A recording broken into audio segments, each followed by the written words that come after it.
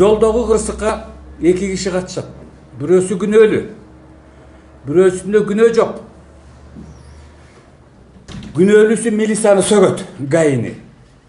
Телефон чалып таанышыбыз дейт. Бул кишиге чыгалык деп, жеңилдетип берсин, же силерге чыгалык деп жан талашат. Күнөөсү жогу дердей, бай мен күнөөмөс, каалаганыңды кыл дейт. Эки конфликт. Бул болор иш.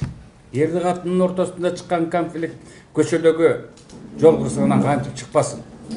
Бирөө Кудай дейт, бирөө милиция дейт, бирөө келбес экен дейт, кел бүтүрөлүк дейт, кел мынталык дейт.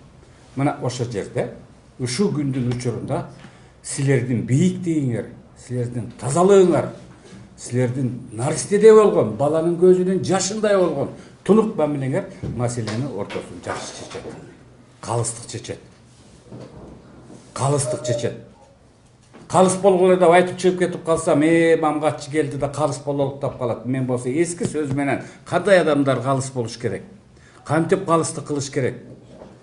Мына ошол ДТПга катышкан экөөнүн эки тараптын ортосуна милиция келет да жебякка тарта албайт, техникалык мүмкүнчүлүктөрдүн баарын пайдаланат, ченейт, жийет, карайт, анан чыгарат. Тарбиясы ар кандай адамдар бириси одоно орой мамиле кылат.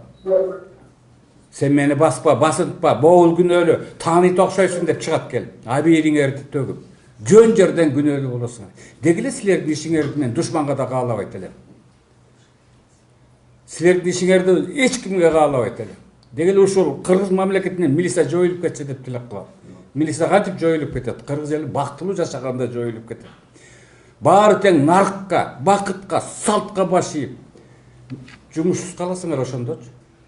Эч ким мыйзамды бузбаса, бардык эрежелерди сактаса, силердин жумуш эмелер азаят, кыскара баштайт. Тилекке каршы ал жок, болбойт, болушу да мүмкүн эмес.